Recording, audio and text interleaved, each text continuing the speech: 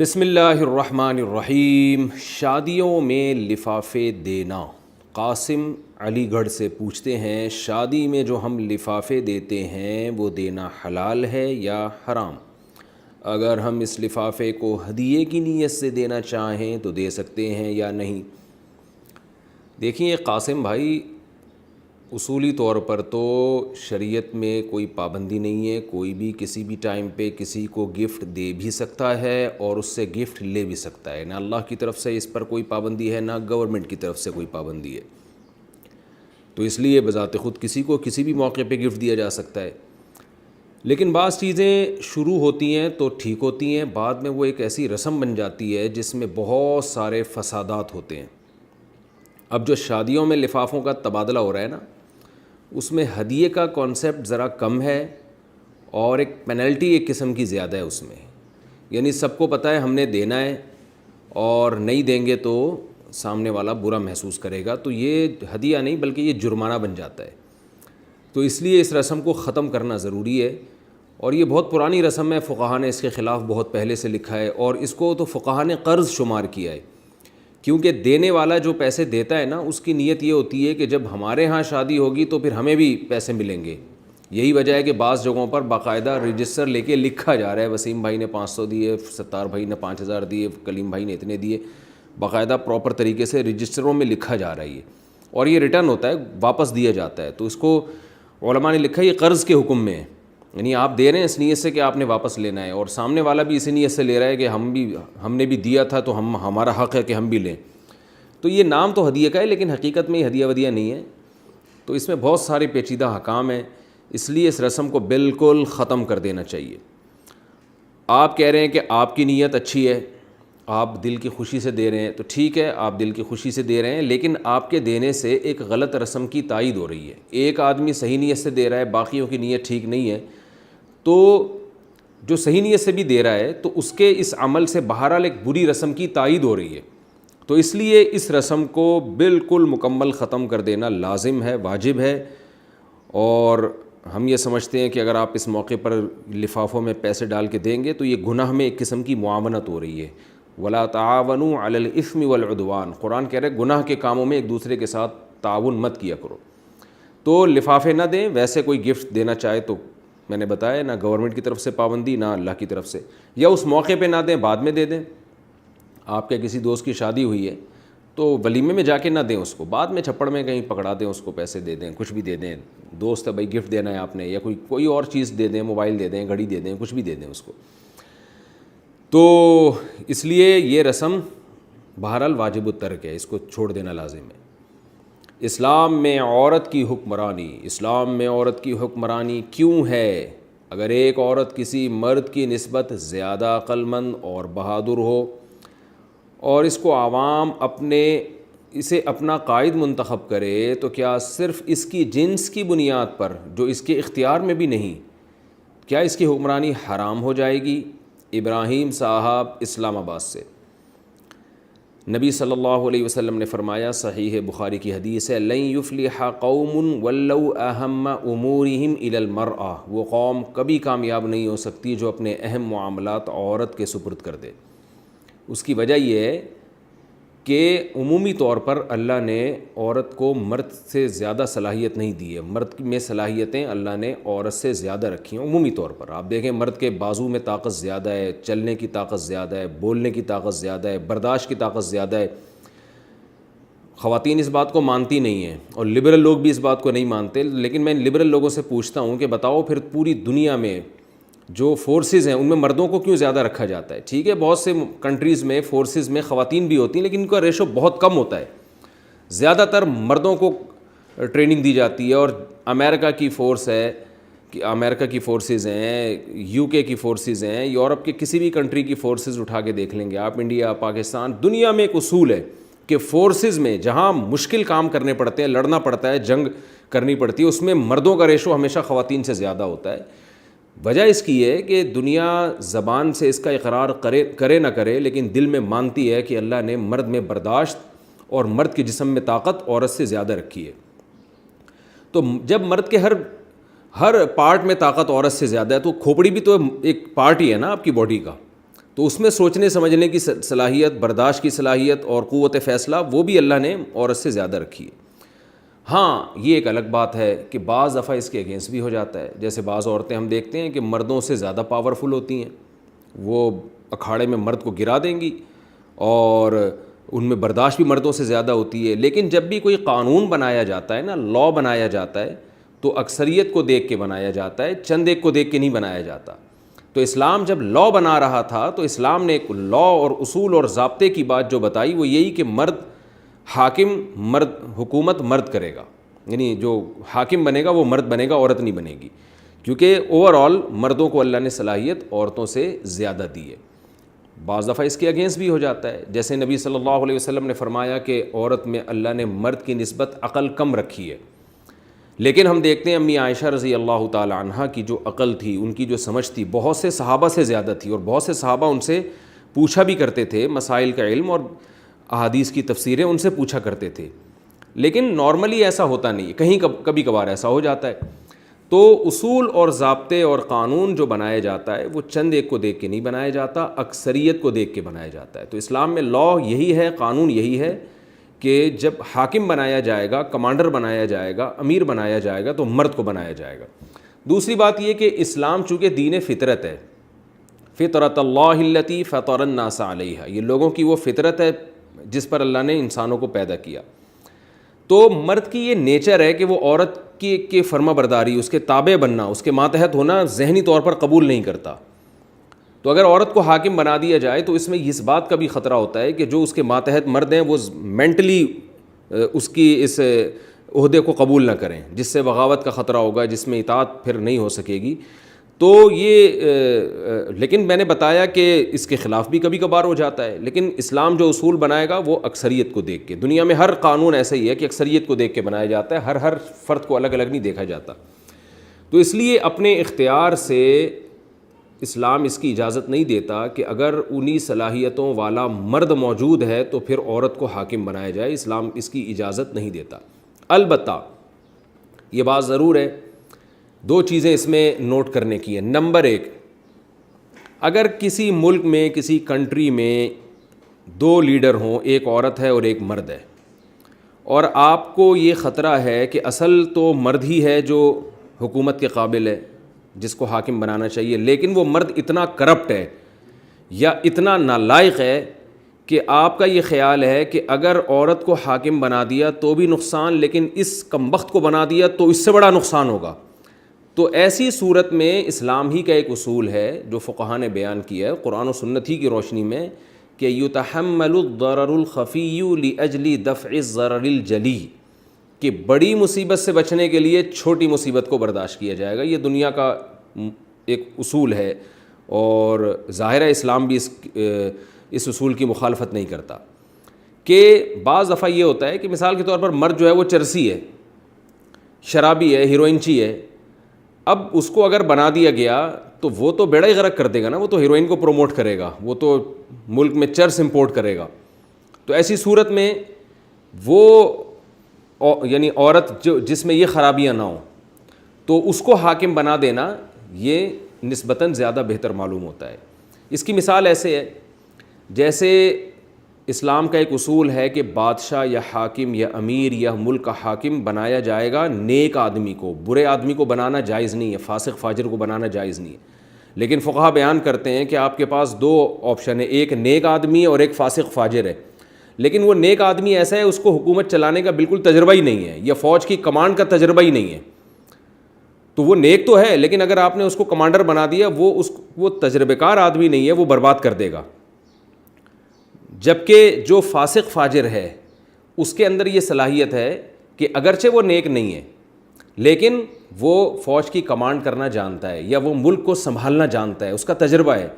تو ایسی صورت میں تمام فقہا کا اتفاق ہے کہ جو فاسق و فاجر ہے اس کو پھر کمانڈر بنایا جائے گا، اس کو پھر حاکم بنایا جائے گا۔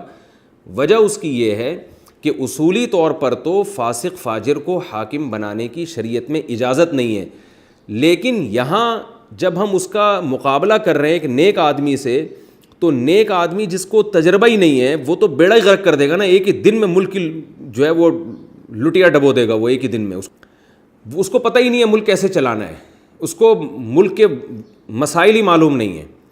تو ایسی صورت میں فقہا کہتے ہیں کہ بڑی مصیبت سے بچنے کے لیے چھوٹی مصیبت کو برداشت کیا جائے گا، اس لیے کہ یہاں دو مصیبتیں، ایک ہے کہ فاسق کو حاکم بنانا، اور ایک مصیبت یہ ہے کہ نیک آدمی ہے مگر نا تجربے کار ہے. تو وہ فاسق آدمی جو برا ہو لیکن اس کو تجربہ ہو، ایکسپیرینس ہو اس کا، وہ کم از کم کچھ کر تو سکتا ہے نا. اس بیچارے نیک کو تو پتہ ہی نہیں کرنا کیا ہے، ملک کی باغ ڈور جب ہمارے ہاتھ میں آئے گی تو کرنا کیا ہے ہم نے، وہ تو بیڑا ہی غرق کر دے گا.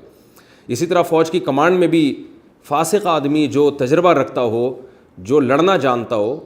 میں اس کی ایک مثال دیتا ہوں کہ آپ کا جھگڑا ہو رہا ہے کسی سے، دو آدمی ہیں مدد کے لیے، ایک آدمی بہت نیک ہے، 4 مہینے تبلیغ میں لگا کے آیا ہوا ہے، بہت پرہیزگار ہے، لیکن اس سے زندگی میں کبھی پھڈا کیا ہی نہیں ہے. اور ایک وہ آدمی ہے جو چرسی ہیروئنچی ہے لیکن لڑاکا ہے، 1 نمبر کا بدماش ہے. تو ایسے موقع پہ آپ کس کو کال کریں گے اپنی مدد کے لیے؟ ایسے موقع پہ یقیناً آپ اس چرسی ہیروئنچی سے مدد لے لیں گے، بھائی تو آ ذرا میرے ساتھ مل کے لڑ، کیونکہ آپ کو پتہ ہے اگرچہ یہ برا آدمی ہے لیکن لڑائی میں یہ کام آئے گا. اور وہ والا تو بہت نیک ہے لیکن زندگی میں بیچارے نے کبھی نہ گالی سنی، نہ کبھی کسی کو گالی دی، اور کبھی لڑائی نہیں ہے، تو وہ کیا مدد کرے گا آپ کی؟ تو یہی اصول حکومت کے بارے میں بھی ہے کہ اسلام نے حکم دیا نیک آدمی کو حاکم بنایا جائے، لیکن جہاں نیک آدمی مارکیٹ سے شارٹ ہوں یا نیک آدمی تجربے کار ہی نہ ہو، اسے پتہ ہی نہ ہو، تو ایسے موقع پہ بڑی مصیبت سے بچنے کے لیے چھوٹی مصیبت کو اختیار کیا جائے گا، اسی فاسق و فاجر کو بنا دیا جائے گا. بالکل اسی طرح اس شریعت کا اصول یہ ہے کہ جہاں مرد اور عورت کا مقابلہ ہوگا، کمپیئر ہوگا، دونوں میں آپ تقابل کریں گے، دونوں الیکشن میں کھڑے ہو رہے ہیں، دونوں ایک جیسے اہل ہیں، تو پھر مرد کو ترجیح دی جائے گی مرد ہونے کی بیس پہ، اس لیے کہ اس میں اس بات کا امکان زیادہ ہے کہ اللہ نے اس کو صلاحیتیں زیادہ دی ہیں. ایسی صورت میں عورت کو ووٹ دینا جائز نہیں ہوگا. لیکن اگر آپ یہ سمجھتے ہیں، سمجھدار لوگ یہ سمجھتے ہیں کہ جو مرد عورت کے مقابلے میں آ رہا ہے وہ صرف اس میں یہ کوالٹی ہے کہ وہ مرد ہے، لیکن اس کے علاوہ اس میں کوئی کوالٹی نہیں ہے، اور اس کے بارے میں آپ کو غالب گمان یہ ہے کہ یہ ملک کا بیڑا غرق کر دے گا، تو پھر ایسی صورت میں بڑی مصیبت سے بچنے کے لیے چھوٹی مصیبت کو اختیار کیا جائے گا کہ عورت ہی کو پھر ایسی صورت میں ووٹ دینا جائز ہوگا، اس لیے کہ اس عورت میں صلاحیت اس مرد سے زیادہ ہے. تو یہ ایک اصول ہے. دوسرا نمبر، یعنی ایک استثناء تو یہ ہو گیا، ایک اور نمبر یہ کہ مرد کو حاکم بنایا جائے یا عورت کو حاکم بنایا جائے، نیک کو حاکم بنایا جائے یا برے کو بنایا جائے، یہ ساری بحثیں حاکم بننے سے پہلے کی ہیں. اگر کوئی بن جائے تو پھر اس کی اطاعت بہرحال واجب ہے. رسول اللہ صلی اللہ علیہ وسلم نے فرمایا، اسمعوا واطیعوا ولو سلط علیکم رجل حبشی کأن رأسہ ذبیبہ، اگر تم پر کوئی حبشی غلام، کالا کلوٹا نہیں ہوتا اور وہ بھی غلام ہو، موٹے موٹے ہونٹ والا، اس کی کوئی پرسنالٹی نہیں ہے اور دماغ بھی نہیں ہے، کھوپڑی ایسی ہے جیسے پچکی ہوئی کشمش ہوتی ہے نا، کشمش جیسا پچکا ہوا سر ہو اس کا، یعنی یہ بھی شبہ ہو رہا ہے پتہ نہیں اس کی کھوپڑی میں دماغ ہے بھی یا نہیں ہے. لیکن اگر وہ مسلط ہو گیا اور حاکم بن گیا تو پھر آپ صلی اللہ علیہ وسلم نے فرمایا کہ اس کی اطاعت کرنی پڑے گی. یعنی اس کو حاکم بنانا تو جائز نہیں ہے اس لیے کہ اس کے تو دماغ ہی کام نہیں کرتا، لیکن اگر بن جائے کسی بھی طرح سے، طاقت کے زور سے، قانونی راستے سے، غیر قانونی راستے سے، جب بن گیا، پاور اس کے ہاتھ میں آ گئی، قوت نافذہ اس کے ہاتھ میں آ گئی، حاکم بن گیا، تو پھر آپ صلی اللہ علیہ وسلم نے فرمایا پھر بغاوت کی اجازت نہیں ہے، کیونکہ بغاوت سے بڑے نقصانات ہوتے ہیں. جب آپ اپنے حاکم کی، حکومت کی بات کو نہیں مانتے تو ملک میں افراتفری ہوتی ہے، ملک ٹکڑے ہونے کا خطرہ ہوتا ہے، بہت زیادہ قتل و غارت کا خطرہ ہوتا ہے، ایک پورا سسٹم تباہ ہو جاتا ہے. تو اس لیے حاکم بنانے سے پہلے تو یہ بھی دیکھا جائے گا کہ مرد ہو اور نیک ہو، تجربے کار ہو، وہ ساری کوالٹیز دیکھی جائیں گی اور ان کی بیس پر سلیکشن ہوگی. اور اگر 2 آدمی نااہل ہیں تو پھر یہ دیکھا جائے گا ان میں کم درجے کا نااہل کون ہے، اس بیس پہ سلیکشن ہوگی. لیکن اگر آپ کی مرضی کا حاکم نہیں آیا اور کوئی بھی آ گیا، چاہے الیکشن کے ذریعے، چاہے طاقت کے زور سے، کسی بھی طرح سے، جب وہ حاکم بن گیا، اس کے ملک کی باغ ڈور اس نے سنبھال لی اور پاور اس کے پاس آ گئی ہے کہ وہ جو فیصلہ کرتا ہے اس کو نافذ کرنے کی پاور اس کے پاس آ گئی ہے، تو ایسی صورت میں پھر اسلام کا حکم یہ ہے کہ پھر جو بھی ہے، جیسا بھی ہے، اس کی اطاعت کی جائے گی، چاہے وہ غلام ہی کیوں نہ ہو. حالانکہ غلام جو ہے اسلام میں حکومت کا اہل ہو ہی نہیں سکتا، لیکن پھر بھی اسلام نے حکم دیا ہے کہ اگر وہ بن جائے تو اس کی اطاعت، تاکہ لوگوں کے اجتماعی نظم میں دراڑیں پیدا نہ ہو. اور بغاوت کے جو نقصانات ہوتے ہیں اور ملکی قانون توڑنے کے جو سب کو نقصانات ہوتے ہیں، ان نقصانات سے لوگوں کو بچانا مقصد ہے.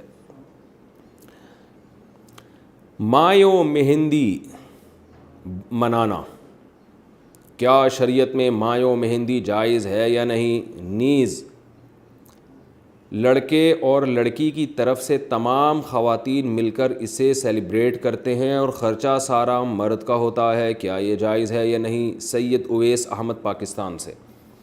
ہر وہ رسم جس کا معاشرے میں نقصان ہو رہا ہو، معاشرے کو فائدے کے بجائے نقصان ہو رہا ہو، تو اسلام قطعاً اس کی اجازت نہیں دیتا۔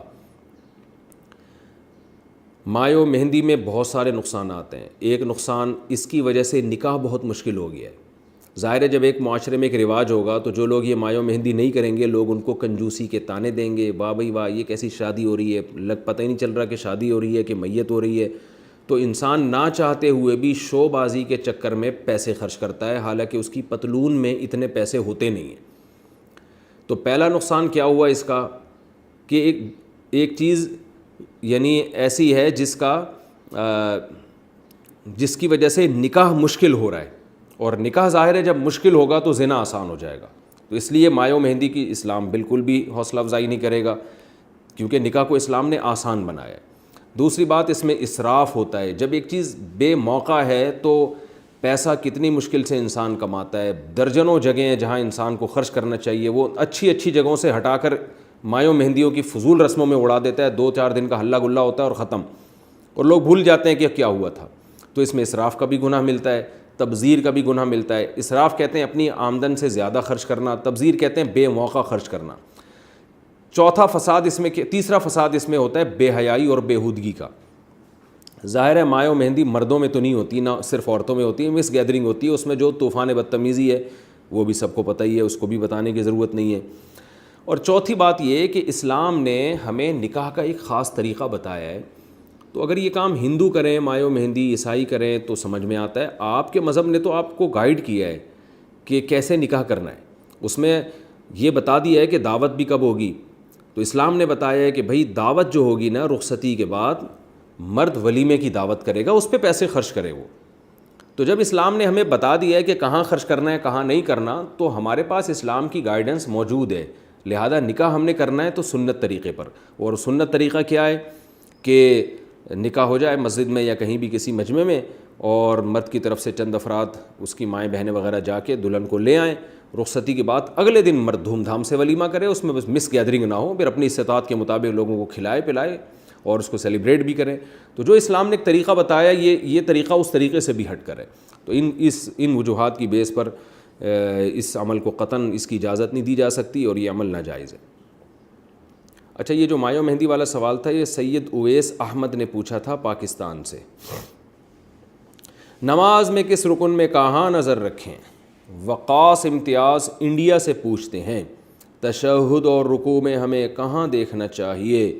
نیز جب سلام پھیریں تو دائیں بائیں جانب دیکھیں یا کندھوں پر؟ جناب وقاص امتیاز صاحب، تشہد میں تو اپنی گود میں نظر رکھنی چاہیے، جہاں ہم بیٹھے ہوتے ہیں نا دونوں رانوں کے درمیان میں۔ رکوع میں ہمیں پاؤں کے جو انگوٹھے ہیں اس کی طرف نظر رکھنی چاہیے، اور جب آپ سلام پھیریں تو دائیں اور بائیں جو کندھے ہیں ان پر نظر رکھنی چاہیے۔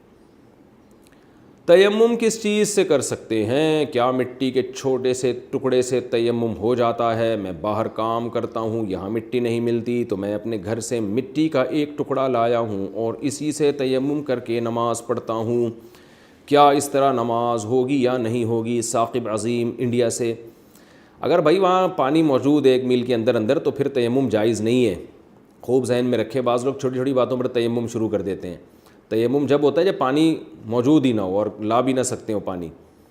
باقی یہ کہ اگر تیمم جائز ہو تو پھر اس کا طریقہ یہ ہے کہ کوئی بھی چیز جو مٹی کی جنس میں سے ہو اس سے بھی تیمم جائز ہے۔ جیسے مٹی تو مٹی ہے، مٹی کی جنس میں سے چونا ہے، جو بھی زمین سے اس طرح کی چیزیں نکلتی ہیں جو جلانے سے جلتی نہیں ہیں، جیسے مٹی کو جلائیں گے تو وہ جلتی نہیں ہے۔ تو اسی طرح پتھر سے، سنگ مرمر کا جو پتھر ہے جو زمین سے نکلتا ہے اس پہ بھی تیمم جائز ہے، لیکن افضل طریقہ یہی ہے کہ مٹی ہو ڈائریکٹ، یا ایسی چیز جس پہ مٹی کی گرد ہو، اتنی گرد ہو کہ آپ اگر اس پہ کچھ لکھنا چاہیں، ایسے کر کے لکھتے ہیں نا تو نشان بنتا ہے، تو وہ بن جائے، تو ایسی گرد پہ تیمم جائز ہے۔ تو آپ جو مٹی کا ڈھیلا اٹھا کے لائیں اس پہ بھی تیمم کرنا بالکل جائز ہے، بشرطے کہ پانی موجود نہ ہو۔ دنیا دار شخص دینی علوم کیسے حاصل کرے؟ سلمان صاحب نے لاہور سے پوچھا ہے، اگر کوئی علم حاصل کرنا چاہتا ہے مگر مدرسے نہیں جا سکتا پڑھائی اور جاب کی وجہ سے، تو اسے یہ علم کہاں سے حاصل کرنا چاہیے جس سے اس کی روز مرہ کی زندگی شریعت کے مطابق ہو جائے؟ جناب سلمان صاحب بہت اچھا سوال کیا۔ دیکھیں ہمارے بہت سے مدارس ایسے شارٹ کورسز کروا رہے ہیں عوام کے لیے کہ جو مصروف لوگ ہیں ان کو شام کے وقت میں 1 گھنٹہ یا 2 گھنٹہ 1 سال 2 سال کے ایسے کورسز ہیں جن میں ان کو دین کی بیسک معلومات حاصل ہو جاتی ہیں۔ تو آپ کسی بھی ادارے سے رابطہ کر سکتے ہیں، بہت سی جگہوں پہ ایسے کورسز ہو رہے ہیں۔ اور اگر آپ قرآن کا علم حاصل کرنا چاہ رہے ہیں تو میرے جو ویب سائٹ ہے مفتی طارق میرا جو چینل ہے مفتی طارق مسعود اسپیچز، اس پہ آپ تفسیر کے لیکچر سن سکتے ہیں، آن لائن تفسیر۔ اس میں آپ کو انشاءاللہ بیسک عربی گرامر بھی آ جائے گی قرآن سے متعلق، اور تفسیر کا علم بھی کافی حد تک قرآن آپ کی سمجھ میں انشاءاللہ آئے گا۔ جب آپ نماز میں پڑھیں گے، تراویح میں سنیں گے، قرآن سمجھ میں آئے گا انشاءاللہ۔ مسائل کے لیے آپ علماء کے یوٹیوب پہ بہت سارے چینلز ہیں جن میں فقہی مسائل بتاتے ہیں، یہ بھی میرا چینل ہے، یہ اس پہ بھی آپ سن سکتے ہیں۔ ورنہ جو فقہی مسائل کے لیے ایک بہت ہی بہترین کتاب ہے وہ ہے بہشتی زیور، حضرت مولانا اشرف علی تھانوی رحمہ اللہ تعالیٰ کی تالیف ہے وہ کتاب گھر میں ضرور رکھیں۔ اور جامعۃ الرشید نے اس کو آسان کر کے چھاپا ہے، اور اس میں بہت سی ایسی چیزیں جو اس زمانے کے لحاظ سے غیر ضروری ہیں ان کو نکال بھی دیا ہے۔ تو تسہیل بہشتی زیور اس نام سے کتاب لازمی گھر میں رکھیں، مولانا اشرف علی تھانوی رحمہ اللہ تعالیٰ کی کتاب ہے، اور جامعۃ الرشید نے اس کو چھاپا ہے بہت آسان کر کے، کیونکہ جس دور میں انہوں نے لکھی تھی وہ اردو بہت گاڑی تھی، وہ اردو آج لوگوں کی سمجھ میں نہیں آتی۔ باقی جب بہشتی زیور کا نام آتا ہے تو بہت سے لوگ اعتراض شروع کر دیتے ہیں یہ کتاب اوتھینٹک نہیں ہے، یہ ہے، اس میں یہ مسئلہ غلط۔ تو اگر کوئی آپ کو اعتراض کر کے کہے کہ یہ مسئلہ غلط ہے تو ہم بیٹھے ہوئے یہاں پہ، آپ ہم سے پوچھیں، ہم بتائیں گے انشاءاللہ قرآن و سنت کی روشنی میں یہ مسئلہ ٹھیک لکھا ہوا ہے، غلط نہیں لکھا ہوا۔ تو یہ کتاب ہر گھر کی ضرورت ہے، خواتین بھی پڑھیں، مرد بھی پڑھیں اس کو۔ اس سے آپ کو روز مرہ کے جو مسائل ہیں نا، جائز ناجائز حلال و حرام کے، ان کا علم انشاءاللہ حاصل ہو جائے گا۔ فاسق فاجر سے میل جول رکھنا، فاسق اور فاجر کی تعریف کیا ہے، ان دونوں میں کیا فرق ہے، اور ان کے ساتھ سلام دعا اور کھانا پینا کیسا ہے؟ فیصل اقبال دبئی سے۔ دیکھیں فاسق فاجر ایک ہی چیز کے دو نام ہیں۔ فجور کا معنی بھی گناہ کرنا، فسق کا معنی حدود سے تجاوز کرنا۔ تو جو حدود سے تجاوز کرتا ہے وہ فاسق ہوتا ہے، اور جو گناہ کرتا ہے وہ فاجر ہوتا ہے۔ تو ایک ہی چیز کے دو مختلف تعبیرات ہیں۔ باقی فاسق فاجر کی ڈیفینیشن کیا ہے؟ ہر گناہ گار فاسق ہے اور فاجر ہے، لیکن ایک اصطلاح میں فاسق اس کو کہا جاتا ہے کہ جو کھلے عام گناہ کرتا ہو اور گناہ بھی کبیرہ کرتا ہو۔ یعنی اصطلاح میں ایک جو ٹرم ہے نا فاسق کی، دیکھیں اللہ کی نظر میں تو ہر وہ شخص بھی فاسق ہے جو چھپ کے بھی گناہ کر رہا ہے، لیکن ہمیں جو فاسق کے احکام دیے گئے ہیں وہ تو ظاہر ہے جو چھپ کے گناہ کر رہا ہے اس کا تو ہمیں پتہ نہیں ہوگا نا۔ تو ہم نے جو فاسق اور فاجر کے ساتھ جو معاملات کرنے ہیں، جس قسم کے فاسق کے ساتھ، تو اس فاسق کی ڈیفینیشن کیا ہے؟ یعنی وہ فاسق جس کو نماز میں امام بنانا جائز نہیں، جس کو حاکم بنانا جائز نہیں، تو اس فاسق سے فقہا کی مراد یہ ہوتی ہے کہ جو کبیرہ گناہ کرتا ہو اور گناہ بھی علانیتاً کرتا ہو۔ کبیرہ سے مطلب چھوٹے موٹا، کبھی چھوٹا موٹا ہلکا پھلکا کچھ ہو گیا تو وہ تو صغیرہ گناہ ہے۔ کبیرہ جیسے زنا ہے، شراب ہے، اور لوگوں کو لڑانے کے لیے ایک دوسرے کے خلاف جھوٹ بولنا، چغلیاں لگانا، اور نماز جان کر قضا کرنا، داڑھی کاٹنا، اور سود کھانا، قتل کرنا، یہ سارے کبائر میں آتے ہیں یہ چیزیں۔ تو جو کبیرہ بھی کرتا ہو اور علانیہ بھی، یعنی سب کو پتہ بھی ہو کہ یہ جرم کرتا ہے، چھپ کے نہیں کرتا ہو، تو ایسے فاسق اور فاجر سے دوستی لگانا یہ ٹھیک نہیں ہے۔ وجہ اس کی یہ ہے کہ انسان پر بری صحبت کے اثرات آتے ہیں، بری صحبت کے اثرات آتے ہیں۔ اگر آپ اس کے ساتھ میل جول رکھیں گے تو کل آپ بھی اس گناہ میں مبتلا ہو سکتے ہیں۔ آپ صلی اللہ علیہ وسلم نے فرمایا اچھی صحبت کی مثال عطر فروش کی ہے، کہ جب آپ عطر فروش کے ساتھ بیٹھتے ہیں تو ہو سکتا ہے وہ آپ کو گفٹ میں یعنی خوشبو دے دے، ورنہ جب تک بیٹھیں خوشبو آتی رہے گی۔ اور بری صحبت کی مثال آپ صلی اللہ علیہ وسلم نے فرمایا ایسے جیسے بھٹی میں بیٹھے ہیں، چنگاری اڑ کے آپ کے کپڑوں کو جلا سکتی ہے، ورنہ بدبو تو آتی رہے گی آپ کو۔ تو اس لیے ہمیشہ نیک لوگوں سے اپنا تعلق قائم کرنا چاہیے۔ نخلع ونترک من یفجرک، دعائے قنوت میں ہم یہ الفاظ پڑھتے ہیں، اللہ جو لوگ تیری نافرمانی کرتے ہیں ہم ان کو چھوڑ دیتے ہیں، یعنی ان سے گہری دوستیاں نہیں لگاتے، الا یہ کہ کوئی رشتہ داری ہو یا صلہ رحمی کی وجہ سے دوستی لگانی پڑتی ہو، وہ تو ایک الگ بات ہے۔ تو نارملی جو فساق اور فجار ہیں، نیک لوگوں کو ان سے اچھا سلوک کرنا تو بہرحال لازم ہے، چاہے کیسا ہی ہو، اچھا سلوک ضرور کریں۔ کوئی کاروباری معاملہ ہے وہ بھی جائز ہے، کوئی پیسوں کا لین دین ہے یا بزنس کرنا ہے وہ بھی جائز ہے، لیکن دلی دوستیاں لگانا، صبح و شام ان کے ساتھ بیٹھنا جیسے بیٹھے ہوتے ہیں لوگ، تو اس سے پھر بہت سخت نقصان کا اندیشہ ہوتا ہے، کیونکہ انسان جس کی صحبت اٹھاتا ہے اس کے اثرات اس کے دل میں آتے ہیں۔ دیکھیں صحابہ کرام کا اتنا اونچا مقام کیوں ہے؟ اس لیے کہ انہوں نے آپ صلی اللہ علیہ وسلم کی صحبت اٹھائی ہے، تو صحبت ہی سے انسان بنتا بھی ہے اور انسان بگڑتا بھی ہے۔ تو جو فاسق فاجر لوگ ہیں ان سے بس ضرورت کا تعلق ضرورت کی حد تک تو تعلق رکھنا چاہیے، خام خواہ میں ان سے بلا وجہ بہت زیادہ محبتیں اور دوستیاں لگانا یہ آپ کی روحانی صحت کے لیے نقصان دہ ہے۔ کیا قرآن بھول جانا کبیرہ گناہ ہے؟ کیا قرآن پاک یاد کر کے بھول جانا گناہ کبیرہ میں سے ہے؟ حمزہ صاحب لاہور سے۔ نہیں، قرآن پاک یاد کر کے بھول جانا نہ کبیرہ ہے نہ صغیرہ ہے۔ یہ جو حدیث میں آتا ہے نا کہ جس نے قرآن یاد کر کے بھول گیا وہ بہت بڑا گناہ گار ہے، اس طرح کی جو حدیث میں الفاظ ہیں، علماء کہتے ہیں اس سے مراد یہ ہے کہ دیکھ کے بھی نہ پڑھ سکتا ہو۔ اس زمانے میں تو یہ ممکن نہیں ہے کہ دیکھ کے پڑھنا ہی بھول جائے، لیکن پہلے یہ ممکن تھا، کیونکہ پہلے پڑھنے لکھنے کا اتنا زیادہ رواج نہیں تھا، تو اس لیے اگر کوئی قرآن یاد کرتا ہے اور بھول جاتا ہے تو انشاءاللہ گناہ نہیں ہوگا، لیکن یہ بہت بڑی محرومی کی بات بہرحال ہے کہ اتنی بڑی نعمت اللہ کی طرف سے آپ کو ملی، اتنا بڑا تحفہ اللہ کی طرف سے آپ کو ملا اور آپ نے اس کی قدر نہیں کی، تو ناقدری کی وجہ سے کوئی اور اللہ کی طرف سے بے برکتی والا معاملہ نہ ہو جائے، کسی اور اچھے عمل کی توفیق سلب نہ ہو جائے، یہ تو بہرحال کچھ نہیں کہا جا سکتا، خطرہ تو ہر چیز کا ہر وقت ہے، اللہ پر تو کوئی زور نہیں ہے، لیکن یہ کہ یہ ہے بہرحال، یعنی گناہ کا فتویٰ تو کوئی نہیں دے سکتا، لیکن یہ ہے بہرحال بہت ہی ناشکری اور نااہلی کی بات کہ اللہ نے آپ کو اتنا بڑا گفٹ دیا، قرآن یاد ہو گیا اور آپ اس کو بھول رہے ہیں۔ تو میں یہ ان لوگوں کے لیے کہہ رہا ہوں کہ بہت سے لوگ اس چکر میں یاد ہی نہیں کرتے کہ بھول گئے تو گناہ ہوگا، تو بھائی یاد تو کرو کم از کم، کیونکہ یاد کر کے بھول جانے میں بھی پھر بھی بالکل یاد نہ کرنے سے بہرحال بہتر ہے، کیونکہ جب آپ ایک صورت یاد کر لیں اگر بھول بھی جائیں تو پھر وہ جب دیکھ کے پڑھیں گے تو روانی سے پڑھیں گے آپ، اور اگر بالکل ہی یاد ہی نہیں کی تو پھر انسان پڑھ ہی نہیں سکتا اس کو بعض دفعہ، تو اس لیے قرآن بہرحال یاد کرنا چاہیے، اور جب یاد ہو جائے تو اس کی حفاظت بھی کرنی چاہیے۔ ہاں، اس نیت سے یاد ہی نہ کرنا کہ کہیں میں بھول نہ جاؤں، یہ غلط ہے، اس پہ رد کرنا میرا مقصد ہے۔ کاروبار چمکانے کے لیے بہترین عمل، کاروبار کے اچھا ہونے کا کوئی ایسا عمل بتا دیں جس سے اللہ پاک مجھے برکت والی روزی عطا فرمائے۔ محمد شارق ممبئی سے۔ دیکھیں کاروبار چمکانے کے لیے بہتر ہے دکان پہ چمک پٹیاں لگا دیں، آپ کا کاروبار چمکنے لگے گا۔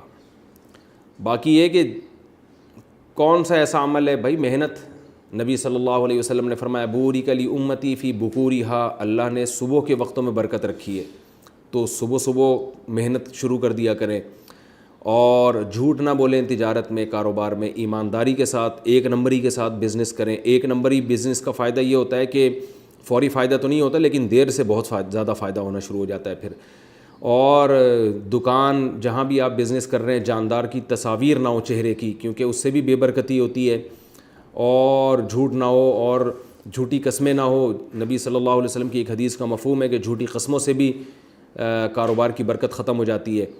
اور باقی یہ کہ یا رزاق زیادہ پڑھا کریں،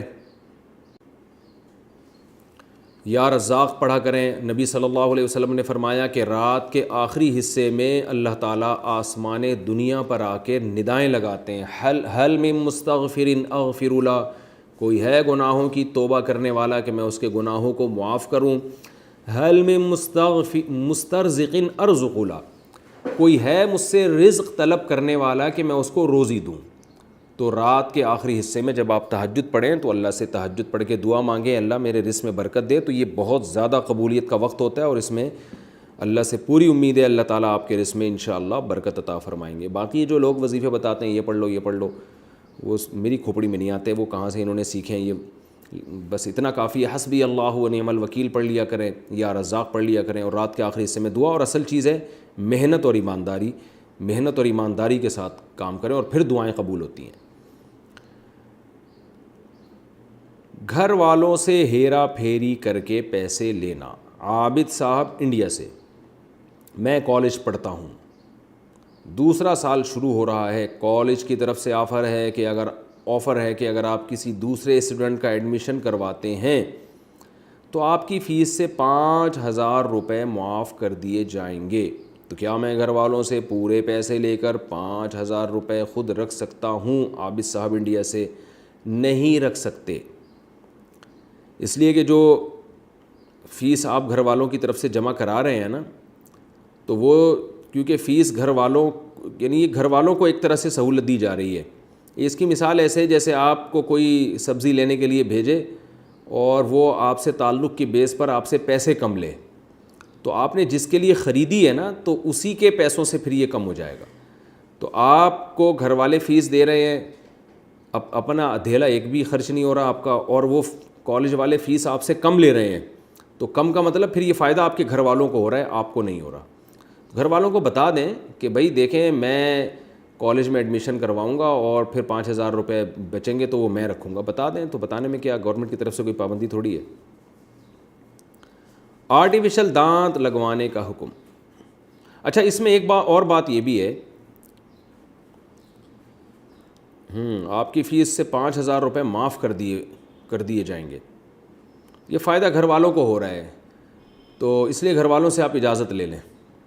آرٹیفیشل دانت لگوانے کا حکم. محمود عالم کلکتہ. کیا قدرتی دانت نکال کر آرٹیفیشل دانت لگانا جائز ہے؟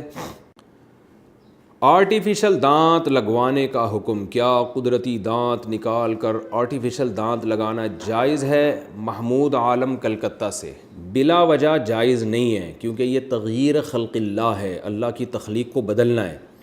ہاں کوئی ضرورت ہو، جیسے دانت خراب ہو گئے، کیڑا لگ گیا، درد ہو رہا ہے، تو مجبوراً دانت نکال کے آرٹیفیشل لگوا دے، وہ تو ایک الگ بات ہے، لیکن بلا وجہ یہ کام جائز نہیں ہے. پھر جو آرٹیفیشل دانت لگائیں گے اس میں بھی 2 طرح کے دانت ہوتے ہیں، ایک تو آسانی سے نکل جاتے ہیں، ایک ہمیشہ کے لیے لگ جاتے ہیں. تو جو دانت آسانی سے نکل جاتے ہیں تو پھر شریعت میں حکم یہ ہے کہ غسل کرتے ہوئے، وضو کرتے ہوئے ان کو آپ کو نکالنا پڑے گا، اور اگر کسی کا انتقال ہو جائے تو بھی اس کے آرٹیفیشل دانت نکال کے اس کو دفن کیا جائے گا. لیکن اگر وہ مضبوطی سے ایسے لگ گئے کہ ان کو آسانی سے نکالنا ممکن نہیں ہے تو پھر ان کو لگے رہنے دیں، اسی سے غسل بھی ہے، اور جب انتقال ہو جائے گا تو اسی سمیت میت کو دفن کیا جائے گا. لیکن بہرحال جو آپ کا اصل سوال تھا وہ یہی ہے کہ بلا وجہ اپنے سچی مچی کے دانت نکال کے جھوٹی موٹی کے دانت لگانا، یہ اللہ کی تخلیق کو بدلنا ہے، اور یہ حرام ہے، ناجائز ہے. بلا وجہ ضرورت ہو تو کر سکتے ہیں. پیسے ٹرانسفر کرنے پر کمیشن لینا. یہاں استنبول میں جو افغانستان اور پاکستان کے لڑکے کام کر رہے ہیں وہ اپنے گھروں میں پیسے بھیجنے کے لیے میرے پاس آتے ہیں، مثلا $100 یا $200، تو میں ہر $100 پر $1 لیرہ کے حساب سے دیتے ہیں اور کبھی ڈالر کے حساب سے. اس طرح وہاں افغانی اور پاکستانی کبھی روپیے میں پیسے دیتے ہیں اور کبھی ڈالر میں. کیا یہ سود ہوگا یا نہیں؟ نعمت اللہ صاحب استنبول سے. نعمت اللہ صاحب یہ سود بھی نہیں ہے اور یہ رقم آپ کے لیے حرام بھی نہیں ہے، کیونکہ پیسے ٹرانسفر کرنے کا کمیشن لے رہے ہیں، لیکن یہ کام اللیگل ہے. جہاں تک مجھے معلومات ہے تو اللیگل ہونے کی وجہ سے گناہ آپ کو ہو سکتا ہے، باقی یہ سود میں داخل نہیں ہے. کیا طلاق کی خواہش سے طلاق ہو جائے گی؟ میں نے نکاح کیا ہے لیکن رخصتی نہیں ہوئی ہے. میں نے ایک دن اپنی بیوی سے کہا کہ میرا دل چاہتا ہے تمہیں چھوڑ دوں تاکہ تمہارے بھائی کو تکلیف ہو. کیا اس سے طلاق ہو گئی؟ اگر ہو گئی ہے تو کتنی، اور کیا تجدید نکاح کرنا ضروری ہے؟ محمد عادل برازیل سے. محمد عادل صاحب اس سے طلاق نہیں ہوئی ہے، طلاق تو دینے سے ہوگی نا، خواہش ظاہر کرنے سے تھوڑی ہوگی. ایسے تو پھر روٹی کی خواہش سے روٹی پیٹ بھر جانا چاہیے آپ کا، شادی کی خواہش سے شادی ہو جانی چاہیے، بچے کی خواہش سے بچہ ہو جانا چاہیے. تو جیسے یہ ساری چیزیں خواہش سے نہیں ہوتی، تو اسی طرح طلاق بھی محض خواہش ظاہر کرنے سے نہیں ہوتی، دینے سے ہوتی ہے.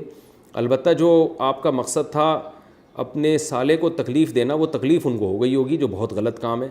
نبی صلی اللہ علیہ وسلم نے فرمایا، ابو داؤد کی حدیث ہے، ان احق ما اکرم بہ الرجل ابنتہ او اختہ. سب سے زیادہ قابل احترام وہ شخص ہے جس کی بیٹی یا بہن آپ کے نکاح میں ہے.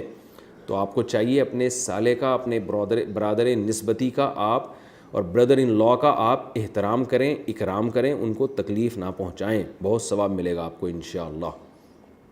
اور ویسے بھی اس کو تکلیف پہنچانے کے لیے اپنی بیوی کا کیوں بیڑا غرق کر رہے ہیں؟ یہ بھی تو غلط بات ہے نا، دشمنی اس سے تو بیوی پہ تو نہیں نکالنی چاہیے نا دشمنی۔ بھیک مانگنا غیر قانونی ہو تو بھیک دینا کیسا ہے؟ یہاں UAE گورنمنٹ نے بھکاریوں کے لیے بھیک مانگنا غیر قانونی قرار دے دیا ہے، پھر بھی یہاں کچھ لوگ پاکستان، بنگلہ دیش، سیریا وغیرہ سے آ کر بھیک مانگتے ہیں۔ کیا ان کو پیسے دے سکتا ہوں یا نہیں؟ ارسلان صاحب دبئی سے، میں بھی دبئی گیا ہوں، وہاں بڑے بڑے فراڈی ملے ہیں بھکاریوں کے نام پہ، لیول ہوتا ہے بھکاریوں کا لیکن بہت پیسہ ہوتا ہے ان کے پاس۔ تو مجھے نہیں پتہ آپ کو جو بھکاری ملتے ہیں وہ واقعی مجبور ہوتے ہیں کہ نہیں ہوتے۔ کوئی اگر 100% مجبور ہے جس کا یہ ثابت ہو جائے تو پھر اس کو بھیک دینا بالکل جائز ہے، لیکن دبئی میں بہت مشکل ہے کہ ایسا کوئی ہو، اس لیے آپ وہیں کے علماء سے یہ مسئلہ پوچھیں تو زیادہ بہتر ہے۔ اور اللیگل بھی ہے تو ظاہر ہے دبئی گورنمنٹ نے کچھ سوچ سمجھ کے قانون بنایا ہوگا۔ تو میرا خیال یہ ہے کہ یہ مسئلہ ان لوگوں سے پوچھیں جو وہاں کے دبئی ہی کے کوئی عالم ہوں اور وہ وہاں کے حالات کو یہاں سے بہتر جانتے ہوں، تو ان سے پوچھیں کہ گورنمنٹ نے کیوں پابندی لگائی ہے، اس میں کیا حکمتیں ہیں، تو وہ زیادہ اچھا جواب دے سکتے ہیں۔